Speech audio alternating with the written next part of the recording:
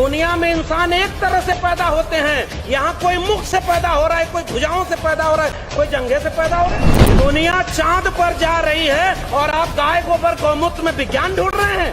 ये अंबेडकर के सपनों का भारत है क्या? आप अमेरिका में जाकर इस देश के प्रधानमंत्री कहते हैं कि हम युद्ध के नहीं बुद्ध के देश हैं, और यहाँ भारत में आकर के बुद्ध के खिलाफ युद्ध छिड़े हुए हैं। एक हाथ में जय भीम जय मंडल और दूसरे हाथ में परशुराम की कटार, ये कभी नहीं चलेगा, वरना पीढ़ियां आपको माफ नहीं करेंगी।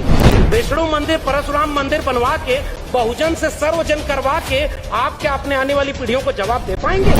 इस देश में जब स्कूल कॉलेज और विश्वविद्यालय के लिए आंदोलन होना चाहिए तो मंदिर मस्जिद के लिए आंदोलन हो रहा है। ये अम्बेडकर के सपनों का भारत है। जो लोग डॉक्टर अम्बेडकर का नाम लेते थे वो आज आलीशान महलों में रह रहे हैं, और जिन्होंने उनके किताबों को एक किया वो आज ऐसे टूटे फूटे घर में रह रहे हैं। वो बेच रहे हैं भारत को, मैं चैन से कैसे सो जाऊं, सौगंध मुझे इस मिट्टी की, मैं देश नहीं बिकने दूंगा। और हो क्या रहा है? शिक्षा बिक गई है। हवाई चप्पल वालों को जहाज में जलाएंगे, जहाज बिक गया। एरोप्लेन बिक गया, रेलवे बिक गई। सरकारी नौकरी -1% बची है। आपका रिजर्वेशन कहां बचा है? ये अम्बेडकर के सपनों का भारत है क्या? कि डॉक्टर अंबेडकर के सपनों का जो भारत है, सामाजिक न्याय का जो भारत है, उसे कैसे बनाया जाए और उसमें बुद्धिजीवियों की क्या भूमिका हो सकती है, इस बात में हमें अपनी बात कहनी है। और आपने मुझे बुलाने का जोखिम भी उठाया है, तो मैं पूरे भरोसे पर खरा उतरूंगा, क्योंकि न तो अभी मैं किसी पार्टी का विधायक हूं, न सांसद हूं, और न मुझे आपका वोट चाहिए। यह एक वैचारिक आयोजन है, क्योंकि आपने डॉक्टर अंबेडकर से लेकर के तथागत बुद्ध का नाम लिया है, इसलिए यहां से सच बोलना बहुत जरूरी है। और आपके विषय पर पहली मेरी बात यही है कि बुद्धिजीवियों की आज सबसे बड़ी भूमिका क्या है। पहली बात तो यह कि मैं अपने को कोई बुद्धिजीवी नहीं मान रहा, अभी तो हम सीख रहे हैं। मैं उस जमीन पर हूं जहां अभी आज अलीगढ़ में हम अनंतराव अकेला साहब से मिलकर आए और मान्यवर कांशीराम का संग्रह लेकर आए कि डॉक्टर अंबेडकर ने जितना जो बात कही थी, मान्यवर कांशीराम ने, डॉक्टर अंबेडकर ने किताबों को जोड़ा, मैंने लोगों को जोड़ा है। उनके साथी से ये ऊर्जा लेकर आया, उनका घर देख करके आया जिस घर में वो रह रहे हैं, और उनकी पीड़ा भी सुन करके आया। जो लोग डॉक्टर अंबेडकर का नाम लेते थे वो आज आलीशान महलों में रह रहे हैं, और जिन्होंने उनके किताबों को एक किया वो आज ऐसे टूटे फूटे घर में रह रहे हैं। इसलिए जरूरत इस बात की है कि आप कहीं उस रास्ते तो नहीं जा रहे कि जैसे देवी देवता का नाम लेकर के राजनीति हो, माला पहनाया जाए, आप वहां पर डॉक्टर अंबेडकर को रख देंगे, तथागत बुद्ध को रख देंगे, तो हमारे जैसे लोग उसके खिलाफ खड़े होंगे, पहली बात। और उस समय उन्होंने कहा था बुद्धिजीवियों की भूमिका, मैं कोट करते हुए डॉक्टर अंबेडकर को यह बात कह रहा हूं। 1956 में डॉक्टर अंबेडकर ने एक वाक्य कहा एक सभागार में कि मुझे पढ़े लिखे लोगों ने धोखा दिया है। और वो धोखा क्या था? वो हमारे जैसे लोगों ने धोखा दिया, हम उन्हें धोखा दे रहे हैं। मैं अपने को शामिल करके ये बात बोल रहा हूं। हम माहौल बदला है तो डॉक्टर अंबेडकर के बिना अब किसी का काम नहीं चल पा रहा है। सब नाम ले रहे हैं डॉक्टर अंबेडकर का, और वो लोग भी नाम ले रहे हैं जो अपना सारा काम डॉक्टर अंबेडकर के खिलाफ कर रहे हैं। इस खतरे से बचना जरूरी है। मैं कोट पढ़ रहा हूं, 1940 में, किताब का नाम है पाकिस्तान और the partition of India. Doctor Ambedkar क्या लिख रहे हैं आप सुनिए। अगर हिंदू राज हकीकत बनता है तब वह इस मुल्क के लिए सबसे बड़ा अभिशाप होगा। हिंदू कुछ भी कहें, हिंदू राष्ट्र, हिंदू धर्म समानता, स्वतंत्रता और बंधुत्व के लिए खतरा है। उस आधार पर वह लोकतंत्र से मेल नहीं खाता है। हिंदू राज को किसी भी कीमत पर रोका जाना चाहिए, डॉक्टर BR अंबेडकर कह रहे हैं। इसलिए मैं इस मंच का इस्तेमाल केवल अपने विषय के लिए कर रहा हूं। आपने मुझे विषय दिया है कि बुद्धिजीवियों की भूमिका क्या होगी, तो बुद्धिजीवियों की भूमिका यह होगी कि आंख में आंख डाल करके वह सच कहा जाए जो वक्त में कहने पर जेल में भेजा जा रहा है। दूसरी बात, डॉक्टर अंबेडकर के सपनों का भारत कैसे बनेगा? आप ये कहेंगे कि हमने उनकी मूर्ति बनवा दी, उनका आवास जो पुराना आवास था उसको बना दिया, हम आपको धन्यवाद कहेंगे। फिर आपसे पूछेंगे कि डॉक्टर अंबेडकर के सपनों के भारत में क्या था? आप कह रहे हैं शिक्षा थी। तमाम नेता लोग हैं, मैं किसी का नाम नहीं लूंगा, बुद्धिजीवी इशारों में बात करता है। हम किसी व्यक्ति और नेता को इतना महत्व क्यों दें कि उसका नाम लेने की जरूरत पड़े? अब मैं आपसे सवाल पूछ रहा हूं, डॉक्टर अंबेडकर, बिरसा, फूले, पेरियार, यहां से लेकर तथागत बुद्ध तक सबसे महत्वपूर्ण लड़ाई कौन सी थी? शिक्षा की। आपने भी कहा शिक्षा की लड़ाई अगर सबसे महत्वपूर्ण है और शिक्षा के लिए सारा काम हो रहा है, तो एक बात बताइए, इस देश में जब स्कूल, कॉलेज और विश्वविद्यालय के लिए आंदोलन होना चाहिए तो मंदिर मस्जिद के लिए आंदोलन हो रहा है। ये अंबेडकर के सपनों का भारत है। कितने नए विश्वविद्यालय और स्कूल बने? मैं विश्वविद्यालय में पढ़ा रहा हूं, दिल्ली विश्वविद्यालय में, आज तक अभी टेम्परेरी प्रोफेसर हूं और मुझे इस बात की चिंता नहीं है कि सच बोलने पर आप मुझे क्या करेंगे। अरे मैं आपकी तारीफ करता तो मुझे आज एसोसिएट प्रोफेसर बना देते, लेकिन मुझे पता है कि आपसे अगर इतनी मदद ले लूंगा तो वही बोलना पड़ेगा जो इस मंच से मजबूरी में बोलना पड़ता है, इसलिए सच बोलूंगा। अब मैं आपको तथ्य दे रहा हूं। पहली चुनौती आज के नौजवानों की, नई शिक्षा नीति बनाई गई है। मैं 3 क्लॉज उसके बता रहा हूं। पहला, स्कूल जो पर हर एक गांव के पास स्कूल बनाए गए थे, उन स्कूलों को अगर 3000 से कम विद्यार्थी हैं तो उन्हें मर्जर या क्लोजर की पॉलिसी के तहत बंद किया जाएगा और गांव में मेटा स्कूल बनाए जाएंगे। बताइए, यह शिक्षा क्रांति है? दूसरी बात, 45,000 डिग्री कॉलेज इस समय इस देश में आज हैं। नई शिक्षा नीति 2020 कह रही है कि 20 साल में 45,000 डिग्री कॉलेज को क्लोजर और मर्जर के जरिए 15,000 डिग्री कॉलेज पर लाया जाएगा। उनके 3 ग्रेड बनाए जाएंगे। इस देश में वर्ण व्यवस्था बनाई गई थी। दुनिया में इंसान में कोई भेद नहीं, यहां पर इंसान, और वो भी कैसे इंसान, दुनिया में इंसान एक तरह से पैदा होते हैं। यहां कोई मुख से पैदा हो रहा है, कोई भुजाओं से पैदा हो रहा है, कोई जंघे से पैदा हो रहा है। दुनिया चांद पर जा रही है और आप गाय गोबर गौमूत्र में विज्ञान ढूंढ रहे हैं। यह अंबेडकर के सपनों का भारत है क्या? आपसे मैं पूछ रहा हूं, यह अंबेडकर के सपनों का भारत है क्या?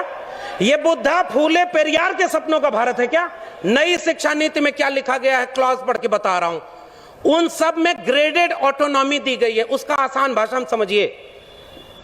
ग्रेडेड ऑटोनॉमी का मतलब है 3 ग्रेड के यूनिवर्सिटीज आपके देश में चलेंगे, डिग्री कॉलेज से लेके यूनिवर्सिटीज। सी ग्रेड के यूनिवर्सिटी जैसे गवर्नमेंट फंड देगी, और उसमें गवर्नमेंट फंड देगी लेकिन कोई भी स्किल डेवलपमेंट का कोई प्रोग्राम नहीं चलेगा, और उस इंस्टीट्यूट के ऊपर यह प्रेशर रहेगा कि वो अगले नैक, नेशनल एकेडमिक एश्योरेंस जो कमेटी है, उसके नैक के रिपोर्ट के पहले वो ग्रेड को मॉडिफाई करके बी ग्रेड में जाए। बी ग्रेड में जो सिलेबस जो दिया जाएगा वह आधा गवर्नमेंट पैसा देगी और आधा इंस्टीट्यूट को अपने जनरेट करना होगा। और ए ग्रेड की यूनिवर्सिटी वो यूनिवर्सिटी होगी जिसको 1 भी रुपया सरकार नहीं देगी, सेल्फ फाइनेंस कोर्सेज चलेंगे और ग्रेडेड ऑटोनॉमी और बोर्ड ऑफ गवर्नर्स के जरिए उनका पूरा काम चलेगा। अब मैं आपसे सवाल पूछता हूं, जहां सबसे कम स्किल और सबसे कम पैसा रहेगा, वहां क्या दलित, पिछड़े, आदिवासी पढ़ने जाएंगे? आपके घर के बच्चे पढ़ने जाएंगे? आपके घर के बच्चे वहां जा पाएंगे? और जहां फीस अगर 1 लाख रुपए हो जाए तो वहां कितने दलित, पिछड़े, आदिवासी जाएंगे?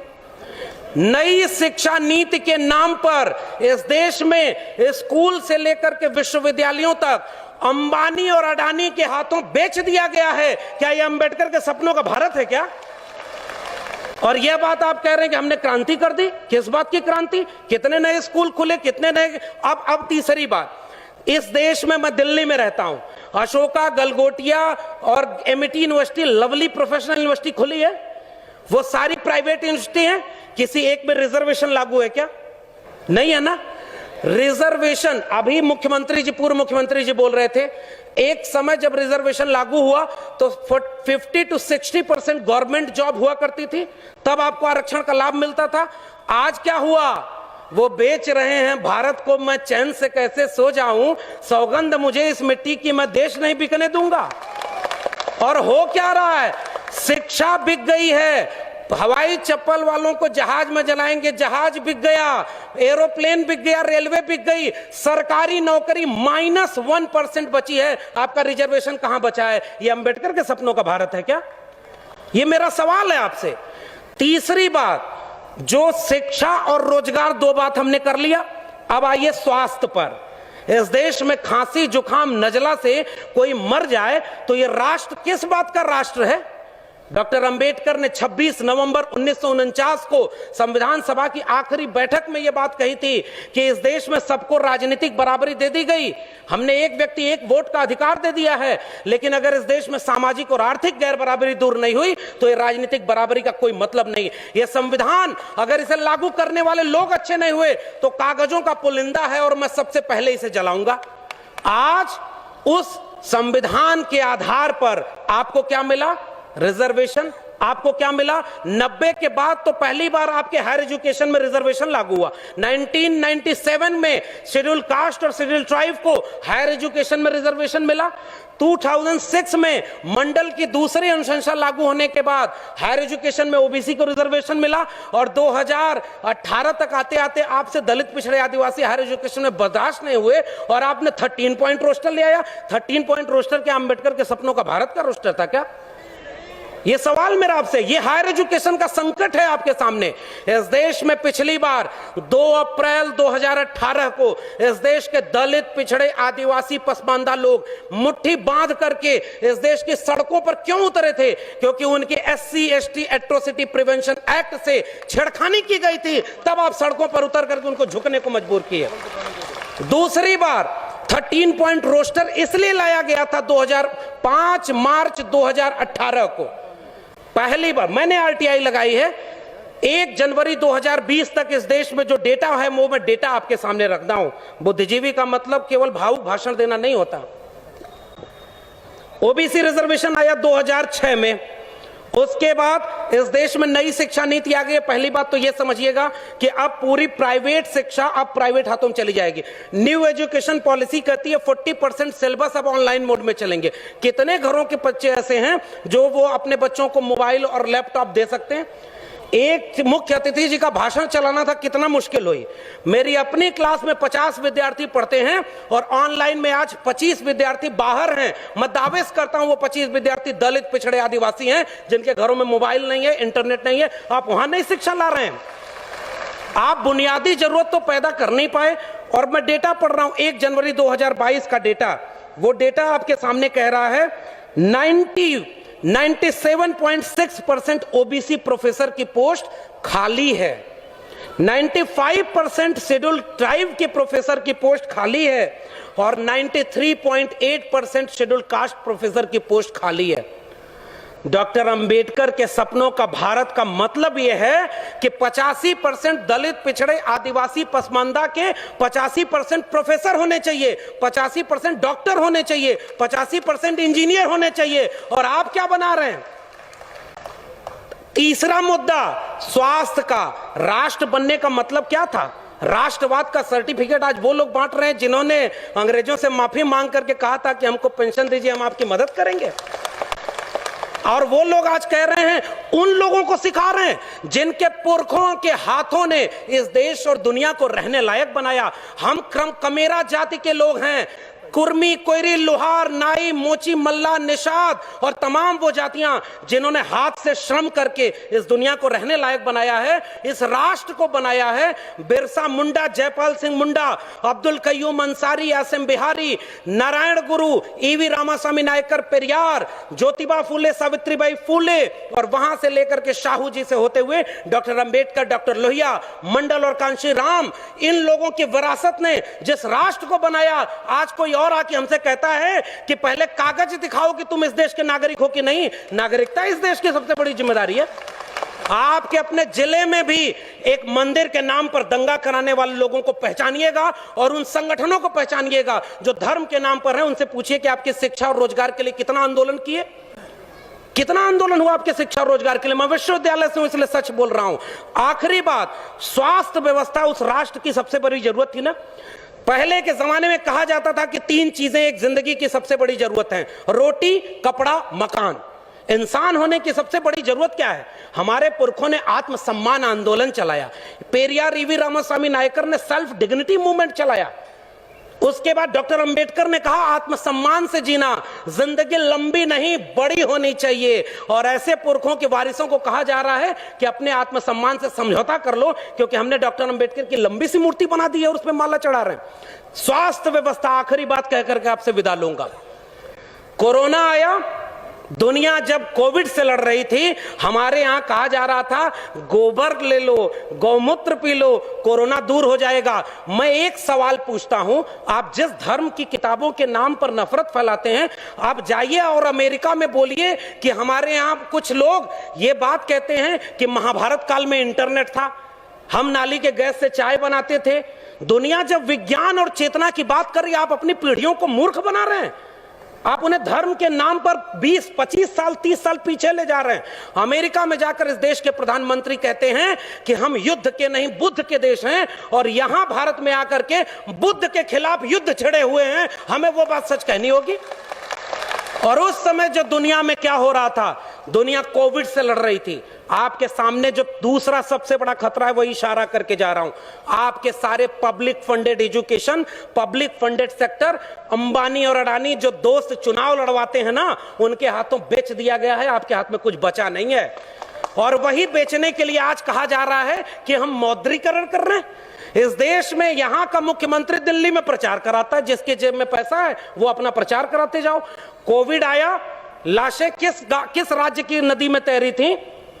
कौन सा धर्म इजाजत देता है कि दफना दो अपने लोगों को? और आखिरी सवाल, अगर सरकारी क्षेत्र के विश्वविद्यालय बेचे जाते हैं तो क्या कहा जाता है? प्रोडक्टिव नहीं है। एयरपोर्ट क्यों बेचा जा रहा है? प्रोडक्टिविटी नहीं है। सरकारी संस्थान घाटे में हैं, भेल बेच रहे हैं, रेल बेच रहे हैं, एयरपोर्ट बेच रहे हैं, LIC बेच रहे हैं, बैंक बेच रहे हैं। बैंक वालों ने हड़ताल किया था ना, ये सारा कुछ बेच रहे हैं क्या कहकर? प्रोडक्टिविटी नहीं है, राष्ट्र ये घाटे में जा रहा है। 2 सवाल, कोरोना में जब सब लॉकडाउन लगा था तो आपकी जान किस अस्पताल ने बचाई थी? सरकारी अस्पताल ने कि प्राइवेट अस्पताल ने? प्राइवेट अस्पताल तो बंद थे, सरकारी अस्पताल ने जान बचाई। तो जो प्रोडक्टिव नहीं है वो जान कैसे बचा रहा था? और दूसरा सवाल, अगर ये सारी चीजें घाटे में हैं तो ये अंबानी और अडानी उसे खरीद क्यों रहे हैं? ये सवाल है मेरा आपसे। आप जिसको कह रहे हैं ये घाटे में है, इसको बेच देना चाहिए, तो ये जो उद्योगपति जो मुनाफा कमाने के लिए आपके सर का बाल तक बेच दे, वो एक घाटे वाली कंपनी खरीदेगा क्या? हमारे पुरखों ने इस देश को बनाया है। आज मैं आपसे आखिरी बात कहकर के जा रहा हूं, आज सबसे बड़ा धोखा और सबसे बड़ा खतरा इस देश के नौजवानों को है, जिनकी पीढ़ी को धर्म के नाम पर अंधा बना दिया गया है। स्कूल, कॉलेज और विश्वविद्यालय जाने के नाम पर वो बुली ऐप बना करके 100 मुस्लिम महिलाओं को ऑनलाइन नीलाम कर रहे हैं। वो 18 और 20 साल के बच्चे हैं। आपकी पीढ़ियां बर्बाद कर दी गई हैं और आपसे कहा जा रहा है कि हम डॉक्टर अंबेडकर की वजह से यहां बैठे हैं। मैं कह के जा रहा हूं, जो आपके शिक्षा और रोजगार की बात न करे। मैं ओबीसी समाज से आता हूं और मैं ओबीसी समाज से भी शिकायत करता हूं और वहां से भी गालियां खाता हूं। मुझे वोट नहीं चाहिए किसी का। हम अपने दम पर उस यूनिवर्सिटी के प्रोफेसर बने हैं, किसी के वोट मांगकर नहीं बने। तब तक समझते थे कि हमारे पुरखे, हमारे घर परिवार वाले मेहनत करके इलाहाबाद यूनिवर्सिटी पढ़ाए और इलाहाबाद यूनिवर्सिटी टॉप किया। दिल्ली यूनिवर्सिटी में जाके प्रोफेसर बने, तब तक ये समझते थे कि हम अपनी काबिलियत से बने हैं, लेकिन बाद में ये समझ में आया जब हमने अपने पुरखों को पढ़ा कि अगर इस देश में भारत का संविधान और मंडल कमीशन न होता तो मैं कभी यहां नहीं होता और आपके सामने खड़ा नहीं होता। तो जिस सीढ़ी से चलकर मैं आया हूं वो सीढ़ी मेरी आंखों के सामने तोड़ी जा रही है, और मंच पर आकर के मैं आपसे तालियां बजवाने के लिए वो बात कहूं कि सब लोग खुश हो जाएं और कल को मुझे वाइस चांसलर बना दें, वो वाइस चांसलरी किस काम की है कि कल वापस जाके जब मेरे लोग मुझसे पूछेंगे मेरी नौकरी बर्बाद हो गई, शिक्षा बर्बाद हो गई, रोजगार बर्बाद हो गया, तुम उन लोगों के साथ बैठ करके कह रहे थे जय भीम जय मंडल। ये सबसे बड़ा खतरा है। उन लोगों को पहचानिए जो आपके वैचारिक दुश्मन हैं। मैं ओबीसी समाज से आता हूं और मैं ओबीसी समाज को एक शिकायत करता हूं। इस देश में ज्योतिबा फूले माली जाति से आते थे, ओबीसी थे। डॉक्टर अंबेडकर ने उन्हें अपना तीसरा गुरु बनाया था। शाहू जी महाराज ओबीसी जाति के थे। पेरियार चरवाहा समाज के थे। ओबीसी घरों में इनकी तस्वीरें नहीं है। शिवदयाल सिंह चौरसिया 1928 में बिहार में और उत्तर प्रदेश में आदि हिंदू सभा बनाए, और जब हिंदू लोगों ब्राह्मणों के पास गए और उनसे कहे कि मैंने आदि हिंदू सभा बनाया है, इसकी मेंबरशिप ले लो, तो ब्राह्मणों ने कहा हम हिंदू थोड़े ही हैं, हम तो आर्य हैं। तब चौरसिया साहब खड़े हुए और उन्होंने वो पर्चा फाड़ के कहा जब तुम हिंदू हम हिंदू, हम तो ये समझते थे दोनों एक हैं, और जब तुम हिंदू नहीं तो हम भी हिंदू नहीं। और उन्होंने उसका नाम बदल कर कहा depressed classes league, backward classes league. 1948 में उसका लखनऊ में सेमिनार कराया और उसकी अध्यक्षता करने के लिए पेरियार और डॉक्टर अंबेडकर को बुलाया, तब जाके बहुजन एका बनी थी। बस खतरा यह है कि उन लोगों को पढ़ने नहीं दिया गया। पनवाड़ी घरों में शिवदयाल सिंह चौरसिया का नाम नहीं है। मेरे अपने यादव घरों में पेरियार ललई सिंह यादव का नाम नहीं है। पेरियार ललई सिंह यादव ने क्या कहा था, मैं उनकी बात कह के रहा हूं। बलिदान न सिंह का होते सुना, बकरे बलिवेदी पर लाए गए, न काटे टेढ़े पादप गए, सीधों पर आरे चलाए गए, विषधारी को दूध पिलाया गया, विषहीन सदा तड़पाए गए। ये कहा था पेरियार ललई सिंह यादव ने। और जब त्रिवेणी संघ बना 1930 में बिहार में, और बाद में अर्जक संघ बना उत्तर प्रदेश में, इन दोनों का नारा क्या था, ब्राह्मणवाद की क्या पहचान, गिटपिट बोले करे न काम, और मानववाद की क्या पहचान, ब्राह्मण भंगी एक समान। जिसमें समता की चाह नहीं वह बढ़िया इंसान नहीं, समता बिना समाज नहीं, बिन समाज जनराज नहीं। जो जमीन को जोते बोए वो जमीन का मालिक होए, सबको शिक्षा सबको काम, वरना होगी नींद हराम। हमारे डॉक्टर लोहिया ने कहा 100 में पिछड़ा पावे 100 में 60, संसो पाने बांधी गांठ। तब उसको जगदेव बाबू और रामस्वरूप वर्मा ने नारे को आगे बढ़ाया कि 100 में 90 शोषित हैं, शोषितों ने ललकारा है, धन धरती और राजपाट में 90 भाग हमारा है। 10 का शासन 90 पर नहीं चलेगा, नहीं चलेगा। जो जमीन को जोते बे वो जमीन का मालिक होए, और राष्ट्रपति हो या भंगी की संतान, सबको शिक्षा एक समान, सबको शिक्षा सबको काम, वरना होगी नींद हराम। और सबको शिक्षा दे न सके जो, वो सरकार निकम्मी है, और जो सरकार निकम्मी है वो सरकार बदलनी है। आप नेताओं के गुलाम बन गए इसलिए क्योंकि आप एकजुट नहीं रहे। अचानक कोई नेता आके कहता है कि आप चलो हिंदू धर्म खतरे में है, अरे उससे रोक के पूछिए हमारा स्कूल और विश्वविद्यालय खतरे में है, तब तुम क्यों नहीं आए? मेरी नौकरी कोरोना में चली गई, तब तुम क्यों नहीं आए? हमारी अर्थव्यवस्था डूब गई, तब तुम क्यों नहीं आए? और 85% हिंदू तब बनाते हो जब मुसलमानों के खिलाफ दंगा कराना होता है। और उसके बाद दलित महिला थी, सुनिए, दलित महिला थी उत्तराखंड में, खाना बनाकर स्कूल के बच्चों को खिलाती थी, और दलित महिला की जाति देखकर सवर्ण बच्चों ने कहा हम खाना नहीं खाएंगे, तब हिंदू धर्म खतरे में क्यों नहीं आया? यह मेरा सवाल है। उस महिला की जाति देखते हो क्योंकि वो दलित है इसलिए हम खाएंगे नहीं? पूछिए उन लोगों से 2 अप्रैल के भारत बंद के दिन वो लोग कहां थे जो केंद्र से लेकर के राज्य में सत्ता में बैठे थे और दलित सीटों पर चुन करके गए थे? पूछिए उन लोगों से 13 पॉइंट रोस्टर आया तो वो कहां थे? पूछिए उन लोगों से नई शिक्षा नीति के नाम पर जब सब बेचा जा रहा है, और आज आप कह रहे हो पाकिस्तान कब्रिस्तान। इस देश में हिंदू मुस्लिम की आग तब लगाई जाएगी जब दलित पिछड़े आदिवासी बच्चे अपनी शिक्षा, रोजगार और स्वास्थ्य की बात करेंगे। आज इस देश में एक दलित को राष्ट्रपति बना दिया गया और हाथरस में बेटी को पेट्रोल डाल के जला दिया, तब उस राष्ट्रपति की क्यों जबान खुली? यह सच पूछना जरूरी है। और आपने मुझे आमंत्रित करने का जोखिम लिया था, मैं अपना काम करके जा रहा हूं।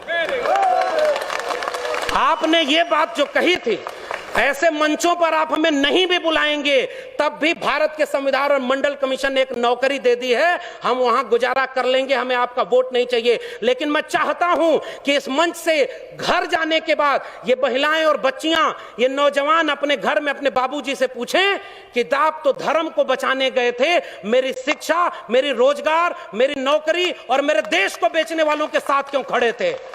ये सवाल आपसे पीढ़ियां पूछेंगी। मैं जानता हूं कि मेरी बातों का कोई असर नहीं होगा, पता नहीं अगली बार आप बुलाएंगे भी कि नहीं बुलाएंगे। लेकिन मैं ये बात कह के जा रहा हूं, जंगल में आग लगी, चिड़िया पानी डाल रही थी और कुछ चिड़िया उस पेड़ से उड़ नहीं रही थी। कविता लिखी है कि आग लगी इस वृक्ष को, जलने लागे पात, उड़ते क्यों नहीं पक्षियों जब पंख तुम्हारे पास। उन पक्षियों का जवाब ध्यान से सुनिएगा, फल खाएं इस वृक्ष का, गंदे कीन्हे पात, धर्म हमारा यही है, जले इसी के साथ। आपके लोग आपको छोड़ करके जो चले गए अपनी सत्ता और कुर्सी के लिए, बाबा साहब के सबसे अच्छे वारिस, सबसे बड़े वारिस ने एक किताब लिखी है, उसको पढ़िएगा, चमचा युग। उस किताब में कई किस्म के चमचे लिखे हैं। 1932 में पूना पैक्ट, आज लोग कहते हैं गांधी बनाम गोडसे, गोडसे की मूर्ति और गोडसे के नाम पर इस देश में दंगा। बाबा साहब ने कहा, और यह बात हमें समझनी चाहिए, अपने पुरखों का केवल नाम लेके फोटो पर माला चढ़ा रहे हैं, नौजवानों की पीढ़ी को समझाइए, नहीं तो कल को आज रामायण देख रहा है टीवी पर, कल राम मंदिर बनवाने चला जाएगा, आपका घर लुट जाएगा, वहां आप खड़े हैं।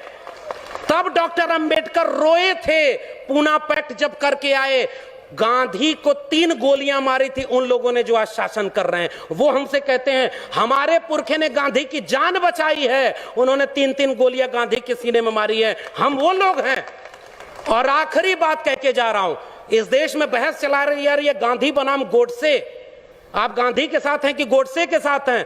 मैं कहता हूं गांधी बनाम गोडसे में हम गांधी की हत्या करने वाले नहीं, गांधी का जीवन बचाने वाले डॉक्टर अंबेडकर के साथ हैं।